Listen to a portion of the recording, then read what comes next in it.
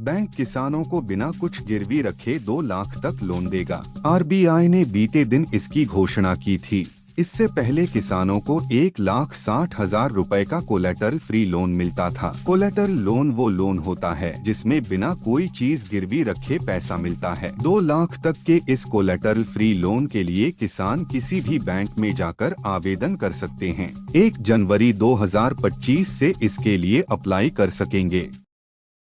दिल्ली विधानसभा चुनाव के लिए आपने 38 उम्मीदवारों की चौथी और फाइनल लिस्ट जारी कर दी है। केजरीवाल नई दिल्ली से चुनाव लड़ेंगे। सीएम आतिशी कालकाजी से तो सौरभ भारद्वाज ग्रेटर कैलाश से आम आदमी पार्टी के प्रत्याशी होंगे। आम आदमी पार्टी ने कस्तूरबा नगर से अपने मौजूदा विधायक मदन लाल का टिकट काट कर रमेश पहलवान को उतारा है। रमेश पहलवान और उनकी पार्षद पत्नी कुसुम लता ने आज ही पार्टी ज्वाइन किया है। विश्व विख्यात तबला वादक और पद्म विभूषण उस्ताद जाकिर हुसैन का निधन हो गया है। वह 73 वर्ष के थे। वह पिछले कई दिनों से बीमार चल रहे थे। सैन फ्रांसिस्को में उनका इलाज चल रहा था। बता दें, उस्ताद जाकिर हुसैन को 1988 में पद्मश्री, 2002 में पद्म भूषण और 2023 में पद्म विभूषण से नवाजा गया था। साथ ही उनको 3 ग्रैमी अवार्ड भी मिल चुके थे। साल 2024 में विश्व भर में सबसे अधिक संपत्ति एलन मस्क ने बनाई है। उनकी संपत्ति में एक साल में करीब 93% यानी 213 अरब डॉलर का इजाफा हुआ है। अब मस्क की कुल संपत्ति 442 अरब डॉलर हो गई है। बता दें कि मुकेश अंबानी का नेटवर्थ 95.9 अरब डॉलर है और अडानी की कुल दौलत 81.8 अरब डॉलर। दोनों की कुल संपत्ति है 177.7 अरब डॉलर, जो मस्क की इस एक साल की कमाई से करीब 50 अरब डॉलर कम है। लोकसभा में पीएम मोदी ने संविधान पर चल रही बहस में हिस्सा लेते हुए इमरजेंसी का मुद्दा उठाते हुए कांग्रेस पर जमकर निशाना साधा। इस दौरान उन्होंने ऐसी बात बोली कि अखिलेश यादव समेत सपा के सभी नेता हंसने लगे। दरअसल पीएम ने कहा कि यहाँ भी ऐसे कई दल बैठे हैं जिनके मुखिया भी सारे जेल में हुआ करते थे। ये इनकी मजबूरी है कि आज वहाँ जाकर बैठे हैं। इमरजेंसी में उनको भी जेलों में ठूंस दिया गया था। छत्तीसगढ़ के सुकमा जिले में खास बदलाव आया है। भारत की आजादी के बाद पहली बार इस गांव के लोगों ने दूरदर्शन पर राष्ट्रीय और अंतर्राष्ट्रीय समाचार, धारावाहिक और स्थानीय फिल्में देखी हैं। पूवर्ती गांव के बच्चे, महिलाएं और बुजुर्ग ग्रामीण घंटों तक कार्यक्रम देखने के लिए टीवी सेट के आसपास जमा रहे। ग्रामीणों ने टीवी देखने के बाद इसे चमत्कार बताया। वन नेशन वन इलेक्शन पर कांग्रेस सांसद कार्ति चिदंबरम ने कहा, कांग्रेस पार्टी इस प्रस्ताव का विरोध करेगी और डीएमके समेत कई क्षेत्रीय दल इस प्रस्ताव का विरोध कर रहे हैं। यह संघीय ढांचे को खत्म करने का सरकार का एक और प्रयास है। समय समय पर 2 या 3 राज्यों में चुनाव होना लोकतंत्र के लिए बहुत अच्छा है, क्योंकि इससे लोगों को राजनीतिक दलों का समर्थन या विरोध करने का मौका मिलता है।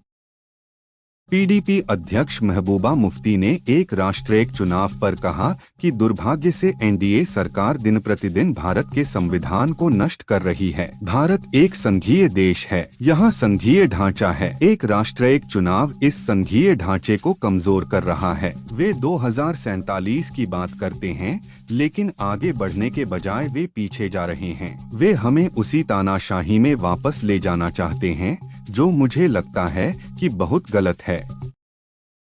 जम्मू कश्मीर के मुख्यमंत्री उमर अब्दुल्ला ने एलजी के साथ शक्तियों को साझा करने को विनाश की रेसिपी करार दिया है। उन्होंने कहा, किसी भी जगह डबल पावर सेंटर होना आपदा का कारण बन सकता है। अगर कई पावर सेंटर हैं, तो कोई भी संगठन ठीक से काम नहीं कर सकता। यही कारण है कि हमारी खेल टीम में एक कप्तान होता है, 2 नहीं। केंद्र को जल्द से जल्द जम्मू कश्मीर के पूर्ण राज्य का दर्जा बहाल करना चाहिए। पश्चिम बंगाल की ममता सरकार में मंत्री फिरहाद हकीम ने एक कार्यक्रम के दौरान कहा, बंगाल में हम मुस्लिम 33% और पूरे देश में 17% हैं। हम संख्या के हिसाब से अल्पसंख्यक हो सकते हैं, लेकिन अल्लाह की रहमत से हम सशक्त होंगे। हम इतने सशक्त होंगे कि हमें न्याय के लिए मोमबत्ती जलाने की जरूरत नहीं होगी। अगर अल्लाह की रहमत और तालीम हमारे साथ है तो एक दिन हम मेजोरिटी से भी ज्यादा मेजोरिटी हो जाएंगे। देश में नक्सलवाद की समस्या को लेकर केंद्रीय गृह मंत्री अमित शाह ने कहा, नक्सलवाद ने देश के कई हिस्सों में विकास को सालों तक अवरुद्ध किया है। बिहार, झारखंड, उत्तर प्रदेश, मध्य प्रदेश, तेलंगाना, महाराष्ट्र, आंध्र प्रदेश और ओडिशा जैसे राज्य अब इस प्रभाव से मुक्त हो चुके हैं। छत्तीसगढ़ के केवल 2 जिले ही नक्सल प्रभावित हैं, लेकिन 31 मार्च 2026 तक देश नक्सलवाद से पूरी तरह मुक्त हो जाएगा। बांग्लादेश की अंतरिम सरकार के जांच आयोग ने अपनी एक रिपोर्ट में पूर्व पीएम शेख हसीना पर आरोप लगाया है कि उन्होंने देश में जबरन लोगों को गायब कराया है। रिपोर्ट के मुताबिक जबरन गुमशुदगी के 3500 केस हैं, जिनमें हसीना का हाथ है। हसीना ने रैपिड एक्शन बटालियन (रब) का इस्तेमाल कर लोगों को यातनाएं दी और उन्हें जबरन उठाकर हिरासत में रखा। पीएम मोदी ने लोकसभा में संविधान पर चर्चा की। इसको लेकर प्रियंका गांधी ने कहा कि मोदी ने कुछ नया नहीं बोला और उनकी स्पीच ने मुझे बोर कर दिया। इस पर केंद्रीय मंत्री धर्मेंद्र प्रधान ने कहा, खाली पन्नों वाला संविधान बांटने वाले देश के संविधान पर गंभीर चर्चा में भी मनोरंजन तलाश रहे हैं। प्रियंका जी की ये बातें सुनकर लगता है मानो संसद में मनोरंजन के मामले में उनका कंपटीशन अपने भाई से ही है। गौतम अडानी पर लगे रिश्वतखोरी के आरोपों को लेकर केंद्रीय गृह मंत्री अमित शाह ने कहा, किसी और देश की कोर्ट में कोई आरोप लगे हैं, ऐसे में कोई भी सरकार उन आरोपों की मीडिया रिपोर्ट्स के आधार पर काम नहीं कर सकती। दुनिया की कोई भी सरकार ऐसा नहीं कर सकती। जब हमारे पास दस्तावेज आएंगे तो उनका अध्ययन किया जाएगा और तब देखेंगे। अमेरिकी न्याय विभाग ने अडानी पर रिश्वतखोरी और धोखाधड़ी का आरोप लगाया है। किसान आंदोलन के तहत खनौरी बॉर्डर पर डटे हुए किसानों ने कल से ट्रैक्टर मार्च निकालने का ऐलान किया है। इसके अलावा किसान 18 दिसंबर को पंजाब में रेल रोको आंदोलन करेंगे। इस बीच 20 दिन से खनौरी बॉर्डर पर अनशन पर बैठे किसान नेता जगजीत डल्लेवाल की तबीयत बिगड़ गई है। पंजाब डीजीपी गौरव यादव खनौरी बॉर्डर पहुंच रहे हैं, जहां वे किसानों से बात करेंगे। राष्ट्रीय खाद्य सुरक्षा योजना में सक्षम व्यक्तियों को स्वेच्छा से नाम हटवाने के लिए खाद्य एवं नागरिक आपूर्ति विभाग ने गिव अप अभियान चलाया है। इसके तहत सक्षम या अपात्र लोगों को नाम हटवाने की अंतिम तारीख 31 जनवरी 2025 है। नाम नहीं हटवाने वाले सक्षम व्यक्ति पर कानूनी कार्रवाई की जाएगी। आयकर दाता, चौपहिया वाहन मालिक, सरकारी कर्मचारी या अन्य सक्षम व्यक्ति उचित मूल्य की दुकान पर आवेदन दे सकता है। लोकसभा में सोमवार को one nation one election bill पेश नहीं किया जाएगा। लोकसभा की संशोधन लिस्ट में बिल नहीं है। 20 दिसंबर को संसद का शीतकालीन सत्र खत्म हो रहा है। ऐसे में इस सत्र में ये बिल पेश किया जाएगा या नहीं ये अभी साफ नहीं है। बिल पर कई विपक्षी पार्टियों ने सवाल भी उठाए हैं। ऐसे में कयास लगाए जा रहे हैं कि मोदी सरकार पीछे हट गई है और फिलहाल इस विधेयक को टाल दिया गया है। खनौरी बॉर्डर पर कांग्रेस नेता विनेश फोगाट ने कहा कि वह यानी किसान नेता जगजीत सिंह डल्लेवाल दूसरों के लिए अपनी जान जोखिम में डाल रहे हैं।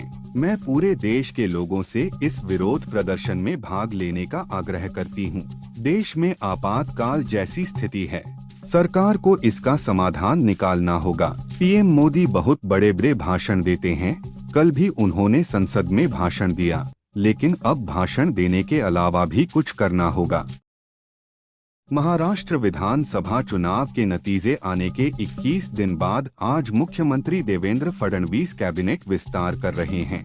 महाराष्ट्र में 33 साल बाद कैबिनेट विस्तार और शपथ ग्रहण राज्य की उपराजधानी नागपुर में हो रहा है। इससे पहले 21 दिसंबर 1991 को कांग्रेस के सीएम सुधाकर राव नाइक के मंत्रिमंडल का विस्तार नागपुर में हुआ था।